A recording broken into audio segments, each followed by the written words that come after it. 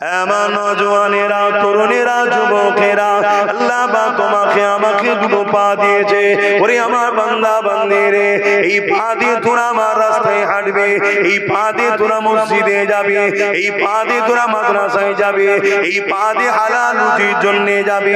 আল্লাহ নবী জানিয়ে দিলে কেউ যদি হালাল ইনকামের জন্য এই পা দিয়ে হেঁটে হেঁটে দূরে যায়, প্রতিটা কদমে কদমে কদমে আল্লাহ পাক 10টা করে নেকি দান করে থাকে। ইনকাম করবেন আপনি, আপনার পরিবার বাচ্চাদের নিয়ে আপনি খাবেন, কিন্তু হালাল ইনকামের জন্য আপনি যাবেন, ইনসাফের ইনকামের জন্য যাবেন, আল্লাহ পাক আপনাকে নেকি দেবে। আমার নবী পাক আরো জানিয়ে দিলে, আমার উম্মত উম্মতিরা, আল্লাহ পাক তোমাকে আমাকে দুটো পা দিয়েছে, এই পা দিয়ে তিনদেরকে দেখতে যাও, এই পা দিয়ে বিমারিকে দেখতে যাও, এই পা দিয়ে প্রতিবেশী অসহায়কে দেখতে যাও, এই পা দিয়ে গরিবকে দেখতে যাও। কেউ যদি কোনো অসহায় গরিবকে এই পা দিয়ে হেঁটে হেঁটে দেখতে যায়, আল্লাহ নবী জানিয়ে দিলেন ওই কদমে কদমে কদমে আল্লাহ পাক নেকি দান করে থাকে। তাহলে আমাদেরকে আল্লাহ কত দিক দিয়ে ফ্যাসিলিটি দিচ্ছে দেখো। এক গরিবকে দেখতে যাব, অসহায়কে দেখতে যাব, হালাল ইনকামের জন্য যাব, আল্লাহ নেকি দেবে। কিন্তু আজ আমাদের যুবকরা দুনিয়ার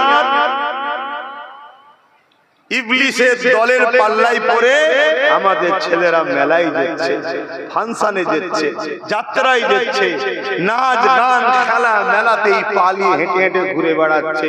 অথচ পাটা দিয়েছেন যিনি, তিনার মসজিদের দিকে আমাদের ছেলেরা যাচ্ছে না। তিনার পক্ষে দাঁড়িয়ে দিনের জন্য দুটো কদম এগিয়ে যাচ্ছে না। দিনের উপরে যখন আঘাত আসে, উলামারা যখন সংগঠিত হওয়ার জন্য ডাকে, আসো সংগঠিত হও, 200 লোক জড়ো হওয়া 2 লক্ষ লোক জড়ো হওয়া সমান নয়, তখন কিন্তু আমাদের যুবকরা পা বেরিয়ে একটু আগিয়ে যাচ্ছে না। কারণটা কি? আমাদের ছেলেদের ঘরে, আমাদের মেয়েদের ঘরে ইবলিস গ্রাস করছে তার চেলাদের নিয়ে। আবার যদিও কেউ যায়, ইবলিসের চেলারা আবার বলে ঠ্যাং ভেঙে দেবো গেলে, বলে না কেন? এখন ইবলিসের চেলাদের হাতে ক্ষমতা চলে গেছে, আর এটা আমাদেরই ভুলের জন্য হয়েছে। বাপেরা, নওজওয়ানেরা, আলোচনাকে মন দিয়ে শোনে। এই যে জবানে আমরা কথা বলছি, এই জবানের কথা আল্লাহ পাক আমাকে আপনাকে দিয়েছে। এই জবানে আমার আপনার উচিত হবে এমন কথা বলবো না যে কথা বললে আল্লাহ পাক খুশি হয়। এই জবানে নোংরা কথা বলবো না, এই জবানে মিথ্যা কথা বলবো না, এই জবানে প্রতারণা করা কথা বলবো না, এই জবানে কাউকে ধোঁকা দিবার মতো কথা বলবো না। কারণ এই জবান আল্লাহ পাক দিয়েছে, এই জবানে তোমার আমার উচিত হবে আল্লাহ দিয়া জবানে আল্লাহকে ডাকা, নাই কথা বলা, সত্য কথা বলা, গরিবের পক্ষে কথা বলা, অসহায়ের পক্ষে কথা বলা, এতিমের পক্ষে কথা বলা, ইনসাফের পক্ষে কথা বলা, ইনসানিয়াতের পক্ষে কথা বলা, মানবতার পক্ষে কথা বলা। এ যুবকেরা, তরুণেরা, বাপেরা, মনে রাখবেন আল্লাহ জবানে কথা দিয়েছেন, আবার তিনি কেড়েও নিতে পারে। কিন্তু বড় দুঃখের বিষয়, আজ আমরা আল্লাহর পক্ষে জবানে আল্লাহর পক্ষে কথা বলি না।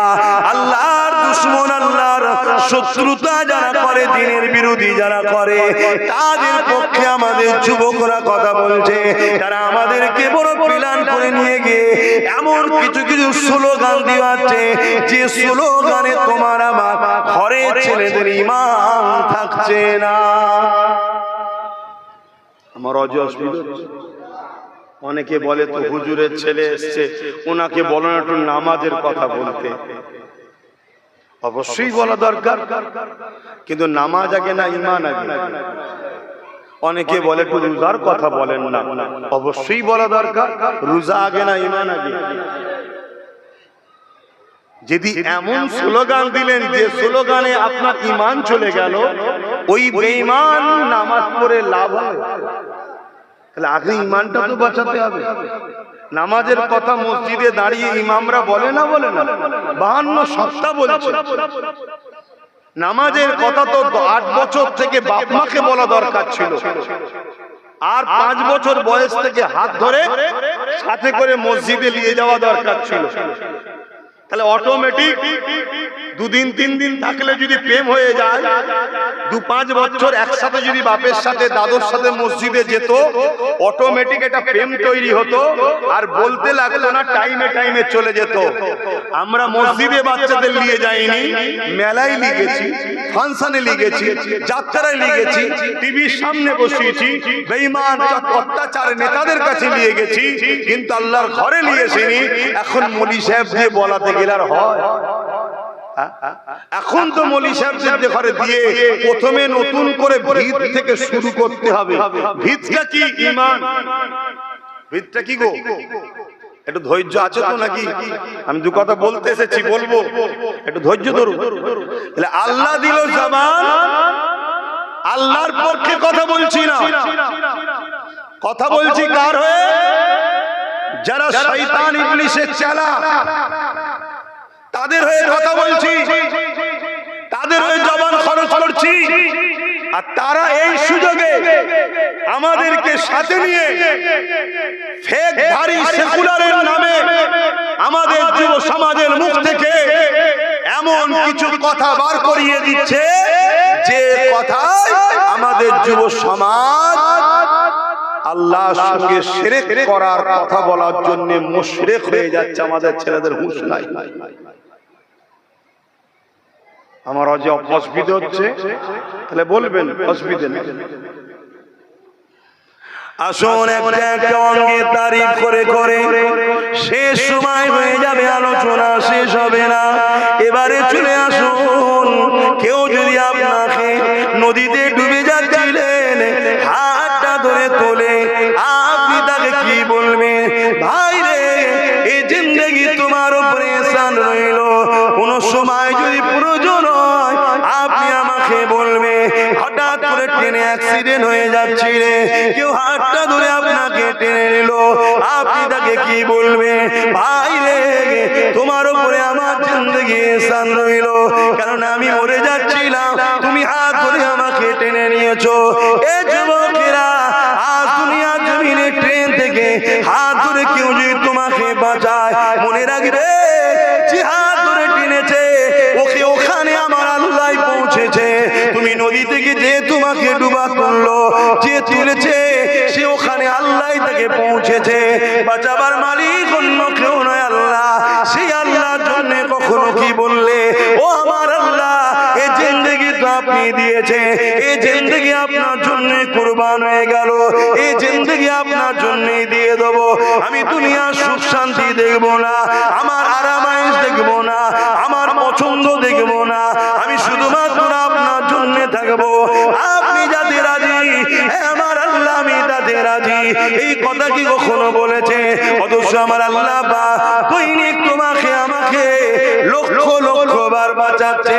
খেয়াল করে দেখো, নিঃশ্বাস যদি টানার পরে আর না ছাড়তে পারো মারা যাবে, আর ছাড়ার পরে টানতে না পারো তাও মারা যাবে। এই নিঃশ্বাস টানা, কার্বন ডাইঅক্সাইড ছাড়া এই ক্ষমতা তোমাকে আমাকে কে দিচ্ছে? জোরে বলো, আরো জোরে বলে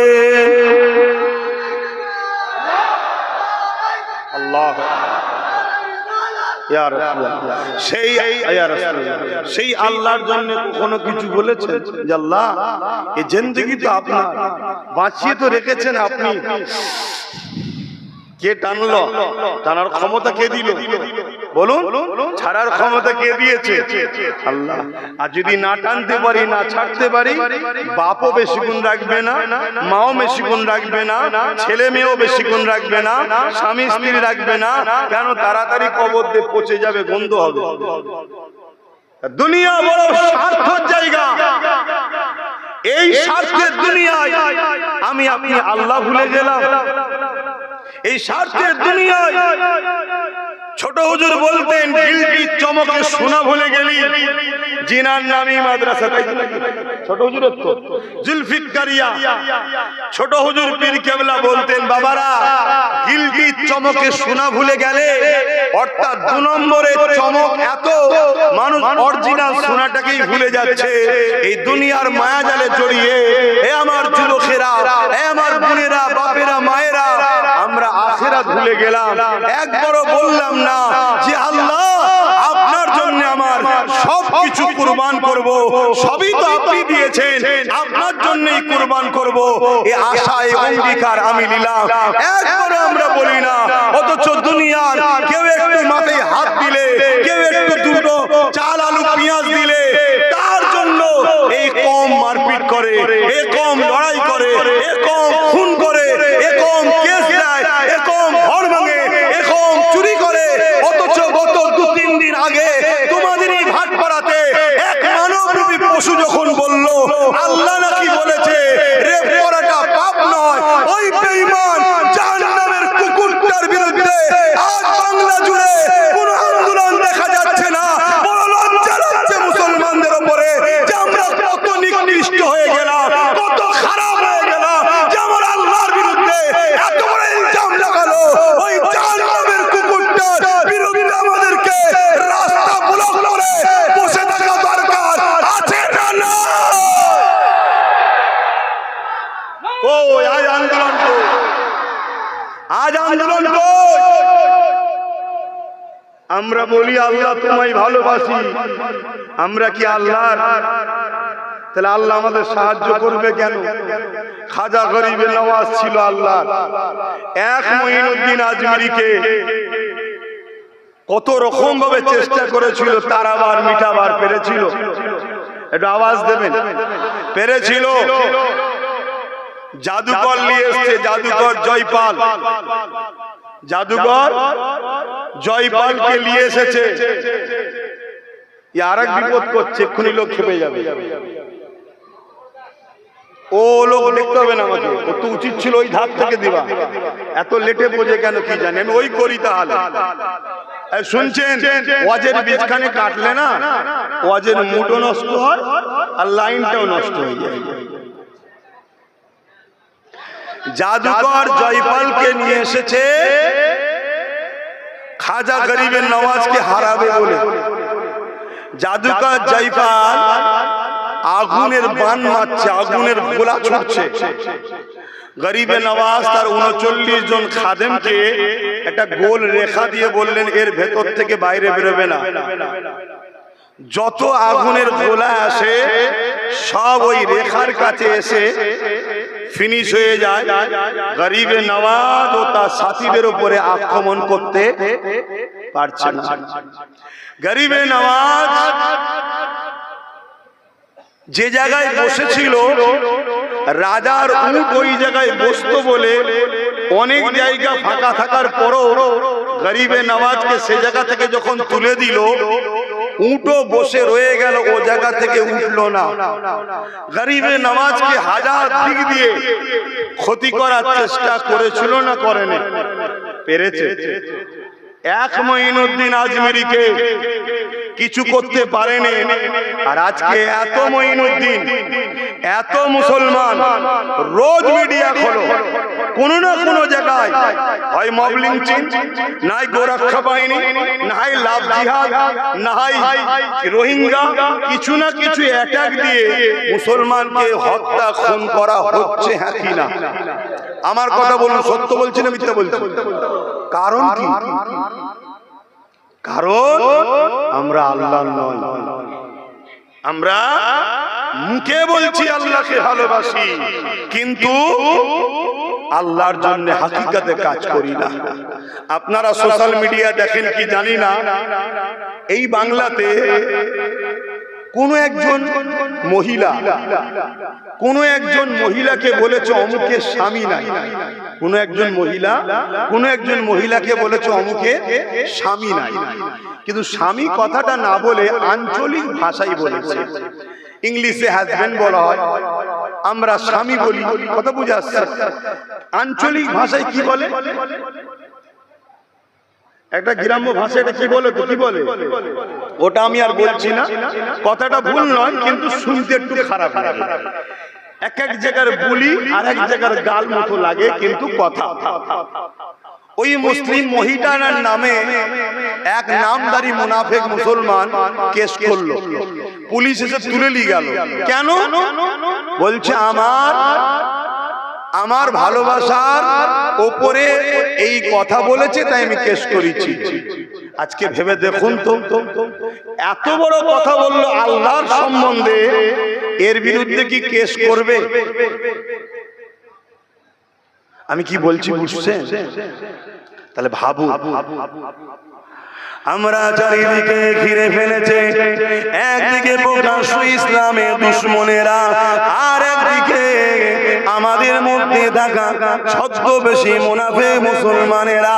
তারা আমাদের মসজিদে দাঁড়ায়, তারা আমাদের ঈদগাহেও যায়, তারা আমাদেরকে সালাম ও কালাম করে, কিন্তু তারা গোপনে গোপনে যখন একা একা একা একা ওই ঠান্ডা ঘরেতে ইসলামের দুশ্মনদের সঙ্গে মেশে, তখন তারা বলতে লাগে চিন্তার কোনো কারণ নেই, মুসলমানকে আমরা কবজা করে রেখেছি, মুসলমানকে দমিয়ে রেখেছি, আপনারা শুধু আমাদের পিছনে অর্থ আর অস্ত্র দিয়ে যান, আমরা সব ব্যবস্থা করে দেব।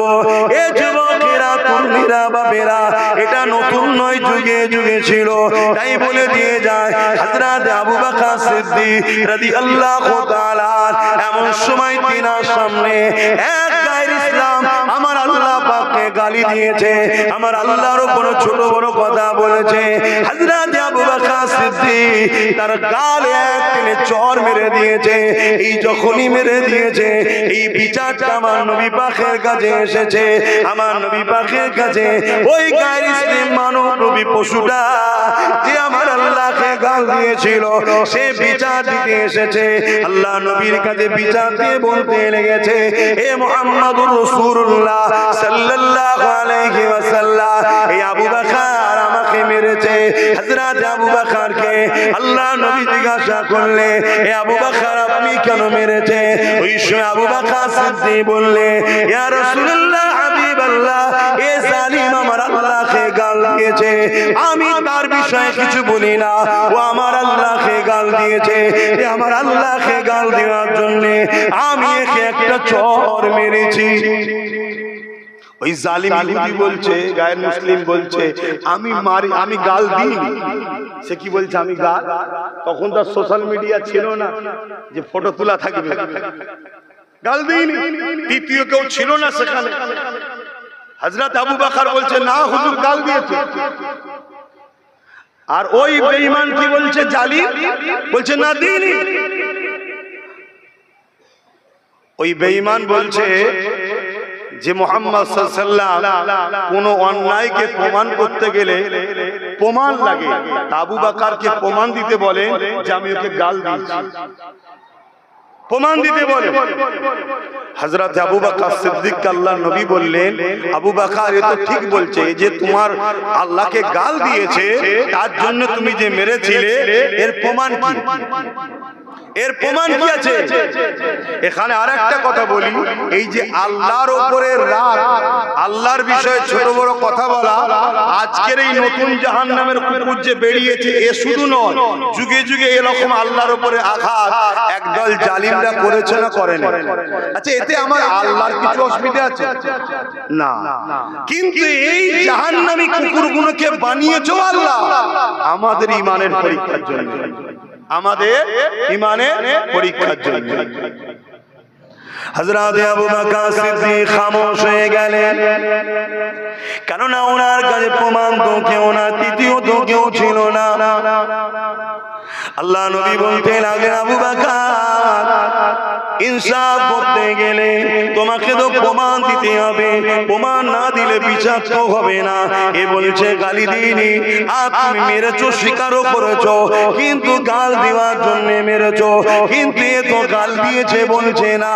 এই সময়তে জিবরাইল আলাইহিস সালাম চলে আসলেন, এসে বলতে লাগলেন, ইয়া রাসূলুল্লাহ, হাবিবাল্লাহ, ও যে গাল দিয়েছে আবু বকর যে সত্য বলছে এর সাক্ষী স্বয়ং আল্লাহ নিজে দিয়েছে। অবশ্যই সে গাল দিয়েছিল, এজন্য আবু বকর মেরেছে। আমার আবু বকরের পক্ষে আমার আল্লাহ সাক্ষী দিয়ে দিলে। আরো জোরে বলুন সুবহান।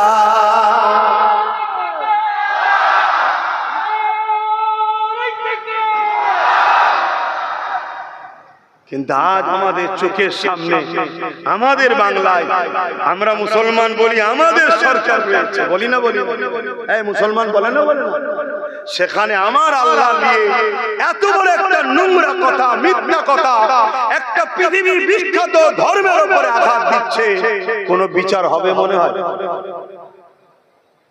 কথা বলছেন না কেন? আর যদি বিচার না হয় আল্লাহর পক্ষ থেকে বিচার তো হবে, ওই বিচারটা থেকে আমরা কি রেহাই পাবো মনে হয়? শুধরে যাও, এখনো সময় আছে, এখনো সময় আছে। এর ধরে ওর ধরে তার ধরে খুললে হবে না, পাওয়ার নিজের হাতে করো। জুলুম কেউ করবে, বিচার নিজেই করে দাও। কথা মাথায় ঢুকছে না? ঢোকে না?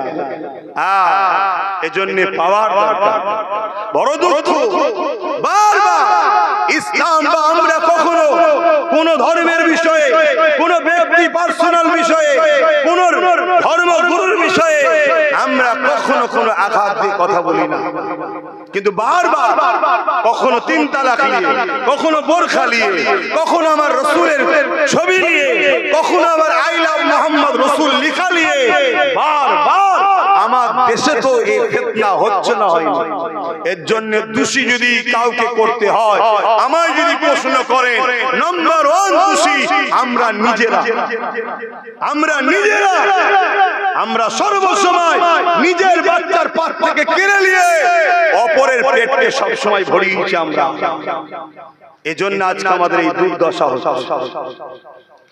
তবে এখনো সময় আছে, পরিবর্তন হয়ে যান, নচেত আল্লাহ পাক ছাড় দিয়েছে, ছেড়ে দেয়নি। মার যখন আসবে, এ যুবকেরা, তরুণেরা, বাপেরা, আল্লাহ পাক যখন ধরবে তখন আর বাঁচাবার কেউ থাকবে না।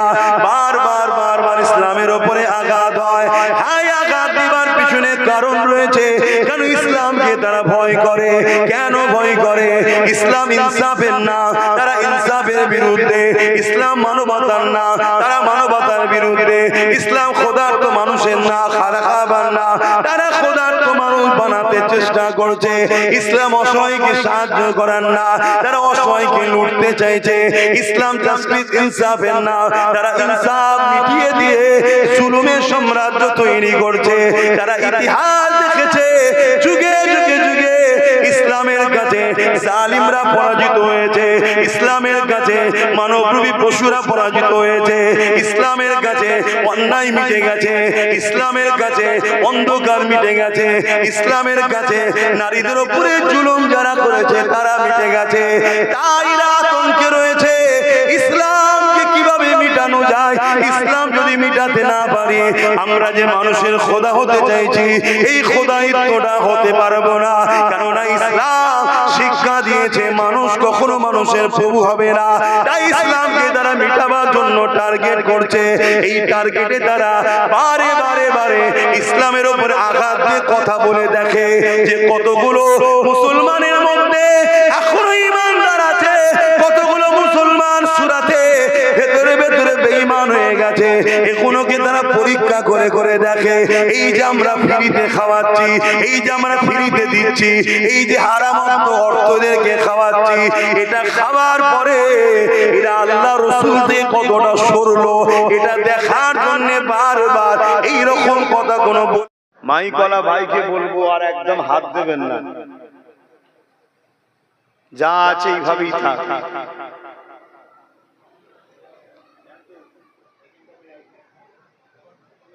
এই পৃথিবীতে হাজারো ধর্ম আছে ভাই, খুব মন দিয়ে শুনবেন।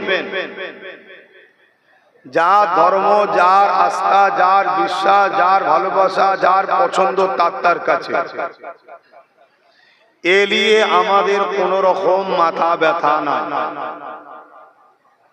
আমাদেরও একটা ধর্ম আছে, আলহামদুলিল্লাহ আমাদের ধর্ম ইন্না দীনা ইনদাল্লাহিল ইসলাম, মহান স্রষ্টা বলছে আমার কাছে পছন্দনীয় মনোনীত ধর্ম হলো ইসলাম। জোরে বলুন সুবহানাল্লাহ। আমাদের ধর্মের নাম হলো ইসলাম।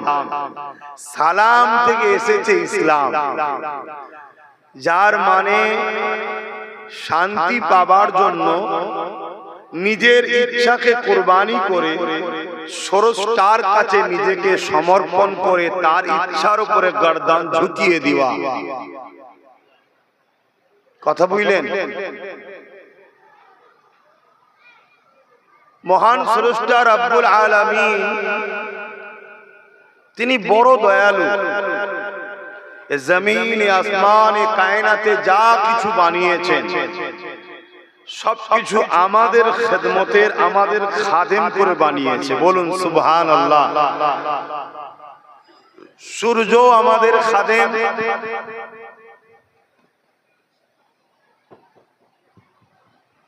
চাঁদও আমাদের খাদেম, অর্থাৎ আমাদের উপকারের জন্য। এ জমিনে আসমানে পাহাড়ে পর্বত কুল কায়নাতে যা কিছু আছে সব আমাদের জন্য। আর মানুষকে মহান স্রষ্টা বানিয়েছেন আশরাফুল মখলুকাত, সর্বশ্রেষ্ঠ সুন্দর আল্লাহর শ্রেষ্ঠ মখলুক করে বানিয়েছে। বলুন সুবহানাল্লাহ। আমাদেরকে তিনি জ্ঞান দিয়েছে, বিবেক দিয়েছে, বুদ্ধি দিয়েছে। এই দুনিয়া নামক স্থানে তিনি আমাদেরকে পরীক্ষার জন্য পাঠিয়েছে। কি পরীক্ষা? মান আহাব্বা লিল্লাহ ওয়া আবগাদা লিল্লাহ ওয়া আতা লিল্লাহ ওয়া মানআ লিল্লাহ ফাকাদ ইস্তাকমালাল ঈমান। ভালোবাসতে হবে আল্লাহর জন্য, দুশ্মনী করতে হবে আল্লাহর জন্য, আত্মীয়তা করতে হবে আল্লাহর জন্য, বিচ্ছেদ হতে হবে আল্লাহর জন্য। এরাই হলো প্রকৃত ঈমানদার। ঈমানের মজা এরাই পায়। অর্থাৎ আল্লাহ আমাদেরকে বানিয়েছেন, শ্রেষ্ঠ মখলুক করেছেন, ভালো মন্দ বুঝার জ্ঞান দিয়েছেন, স্বাধীনভাবে দুনিয়ায় ছেড়ে দিয়েছেন। আমাদেরকে সঠিক রাস্তা দেখাবেন বলে যুগে যুগে তিনি তিনার গাইড বুক পাঠিয়েছেন এবং বুককে বুঝাবার জন্য নবী রাসূল, পয়গম্বর, মেসেঞ্জার, আওতার, পথ প্রদর্শক নবী রাসূল হয়ে এসেছেন। যদি আমরা আল্লাহ দিয়া চোখ নিয়ে আল্লাহর খুশির দিকে না তাকাই, আল্লাহ দিয়া কান নিয়ে আল্লাহর খুশির খবর না শুনি, আল্লাহ দিয়া হাত দিয়ে আল্লাহর খুশি অনুযায়ী কাজ না করি, আল্লাহ দিয়া পা দিয়ে আল্লাহর খুশির রাস্তায় না চলি, আল্লাহ দিয়া জবান দিয়ে আল্লাহর খুশির রাস্তার কথা যদি না বলি, এ জিন্দেগি তাহলে আমাদের জন্য ধ্বংস। পরীক্ষা হবে। সুম্মা নুফিকা উখরা ফাইযা হুম কিয়ামুন ইয়ানজিরুন। ময়দানে মাশরে যেদিন হবে জাহান্নাম ঠিকানা। আজ যদি আল্লাহ দিয়া চোখে ওইটাই দেখব যেটা দেখলে আল্লাহ খুশি হয়, আল্লাহ দিয়ে কানে ওটা শুনবো যেটা শুনলে আল্লাহ খুশি হয়, আল্লাহ দিয়া জিন্দেগি আল্লাহর রাহে চালাবো, তাহলে এই জিন্দেগি ময়দানে মাশরে বিচারের পর চির শান্তির মেহমান খানা জান্নাত পুরস্কার রয়েছে। জোরে বলুন সুবহানাল্লাহ। ওয়াজ এখানেই শেষ। এটাই হলো মূল মাকসাদ, মহান স্রষ্টা আমাদেরকে বানাবার মূল মাকসাদ। এ জমিন হলো পরীক্ষার হল। এখানে তিনি আমাদেরকে পাঠিয়েছেন প্রেমের পরীক্ষা নিচ্ছেন। বাপ আমি দিলাম, মা আমি দিলাম, পরিবার আমি দিলাম, সন্তান আমি দিলাম, জমি জায়গা আমি দিলাম, সুস্থ শরীর আমি দিলাম, নসিব বড় আমি করলাম, সব কিছু আমি দিলাম। তোদের খাবারের জন্য কত রকম ধরনের ফল, কত রকম ধরনের সবজি, কত রকম ধরনের ভেজ, কত রকম ধরনের মিট, নন ভেজ, সব কিছু আমি দিলাম। আমাকে সবার উপরে ভালোবাসিস কিনা দেখবে। কখনো কখনো আমি তোদেরকে পরীক্ষা নেব, এক বছরে খুব ভালো ইনকাম দেবো, আর এক বছরে পরীক্ষা নেব একটু লস করিয়ে দেখি আমার ফাইসাল্লায় তুই রাজি থাকিস নাকি। কখনো কখনো তোকে গরিব করে পরীক্ষা লব, কখনো কখনো তোকে ধনী করে পরীক্ষা লব। কাউকে কাউকে আমি আল্লাহ ক্ষমতাশালী করে পরীক্ষা লব, কাউকে কাউকে আমি দুর্বল করে পরীক্ষা লব, কাউকে বিমার দিয়ে পরীক্ষা লব, কাউকে সুস্থ শরীর দিয়ে পরীক্ষা লব। টোটাল দুনিয়ার জিন্দেগি পরীক্ষা, যে হালেই থাকবে। বান্দা যদি স্রষ্টার খুশির জন্য দুঃখ হলে আলহামদুলিল্লাহ ধৈর্য সবর ধারণ করবে, আর নিয়ামত পেলে শুকরিয়া আদায় করে রবের পক্ষেই থাকবে, এই বান্দা আখিরাতে জান্নাতে অনেক উঁচু মাকাম পাবে। জোরে বলুন সুবহানাল্লাহ। এই হলো দুনিয়া। আর আমাদেরকে পরীক্ষা লিবার জন্য, আমাদেরকে সঠিক রাস্তা দেখাবার জন্য যেমন নবী রাসূল পাঠিয়েছে, আবার পরীক্ষা লিবার জন্য ফেরাউন, নমরুদ, আবু জেহেল, উতবা, সাইবা, আবু লাহাব জালিমদেরও পাঠিয়েছে। বুঝে আসছে তো আমার কথা? অতএব আমাদের জিন্দেগির মাকসাদ একটাই হওয়া দরকার, আমি যার, আমি তার খুশির কথা আগে ভাববো। তিনি যেভাবে চলতে বলেছে সেভাবেই চলবো, তবেই আমরা কামিয়াবি হব। আলহামদুলিল্লাহ আমরা সেভাবে চলার চেষ্টা করি। কিন্তু এই পৃথিবীতে দুটো দল আছে, একটা হলো রহমানের দল, আর একটা হলো ইবলিস, শয়তান, আজাজিলের দল। আমরা যখনই ভালো দিকে চলতে চাই, রবের দিকে চলতে চাই, ইনসাফের দিকে চলতে চাই, ইনসানিয়াতের দিকে চলতে চাই, মানবতার দিকে চলতে চাই, চলতে চাই, শান্তির দিকে চলতে চাই, ভালোবাসার দিকে চলতে চাই, গরিবকে ভালোবাসতে চাই, অমুসলিম হলো অসহায়ের পাশে দাঁড়াতে চাই, তখন এই শয়তানের দলের চেলারা বারবার আমাদেরকে রহমানের দল থেকে সরাবার চেষ্টা করে। শুনছেন? আশা করছি ভূমিকাটা একটু বুঝেলেন। কেন আমাদের বাপ হলেন আদম আলাইহিস সালাম, আমাদের বলতে মুসলমানদের নাকি? প্রত্যেকটা মানুষেরই প্রথম বাবাকে, আব্বাকে আদম আলাইহিস সালাম, প্রত্যেকটা মানুষেরই প্রথম আম্মাকে হাওয়া আলাইহিস সালাম।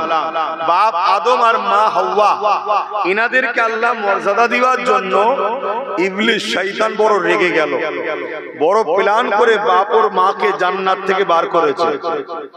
শুনছেন? সেই ইবলিস বাপ আদম আর মা হাওয়াকে, এক কথায় বাপ আদমকে তাজিম সম্মানে সেজদা না দেওয়ার দরুন আল্লাহ তাকে কাফের বলে দরবার থেকে বিতাড়িত করেছে।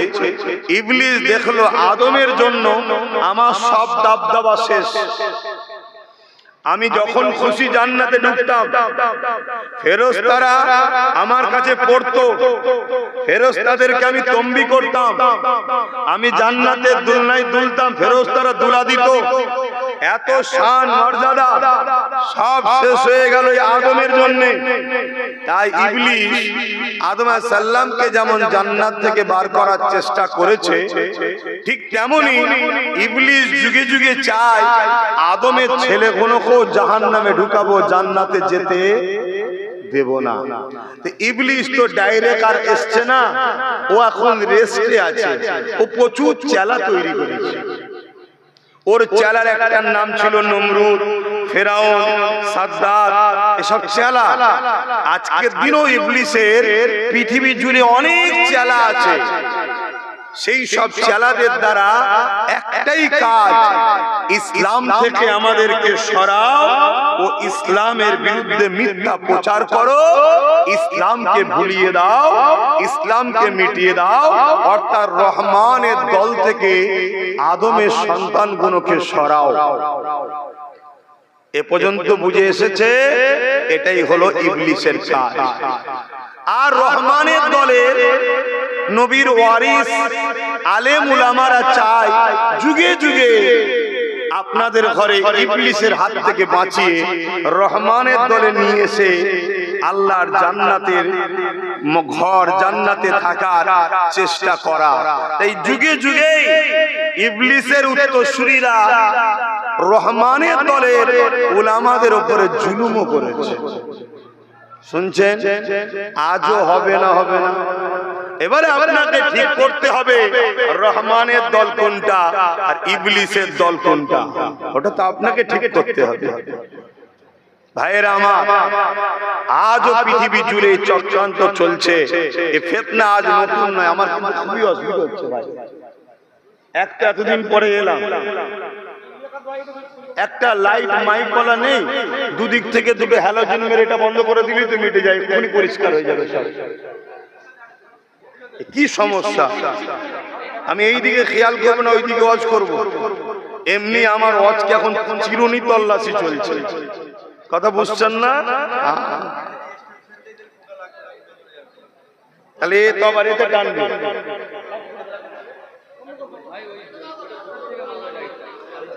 ভাইরা আমার, বিচলিত হবেন না, শোনেন।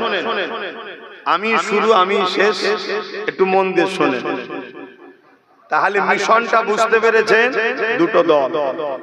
আলহামদুলিল্লাহ, আমি আব্বাস সিদ্দিকী আপনাদের ঘরে রহমানের দলে ডাকতে এসেছি। আসো, আল্লাহর দাস দাসীরা, তোমরা তোমার স্রষ্টাকে ভালোবাসো। যে স্রষ্টা তোমাকে কত সুন্দর করে বানিয়েছেন, যে স্রষ্টা তোমাকে কত নিখুঁত করে বানিয়েছেন, চোখটা যে জায়গায় আছে ওই জায়গা থেকে অন্য জায়গায় দিলে কখনো সৌন্দর্য আসতো না। কান দুটো যে জায়গায় আছে ওই জায়গা থেকে অন্য জায়গায় দিলে কখনো মানান আসতো না। এ আমার আব্বা জানেরা, মায়েরা, বোনেরা, দেখো তোমাকে কত সুন্দর করে বানিয়েছে, দেখো আমাকে কত সুন্দর করে মহান স্রষ্টা বানিয়েছে। দেখো তোমার আমার চোখের মতো মূল্যবান দামি জিনিস যাতে নষ্ট না হয়ে যায়, এই অটোমেটিক শ্যাটার সিস্টেম করে দিয়েছে। কিছু আঘাত আসার আগে এই চোখের পর্দাটা অটোমেটিক পড়ে যেতে লেগেছে। দেখো এটা কে তৈরি করেছে? বলো বলো বলো। আল্লাহ। এত নিখুঁত। এক একটা চোখে 13,000 কোটি করে লেন্স আছে।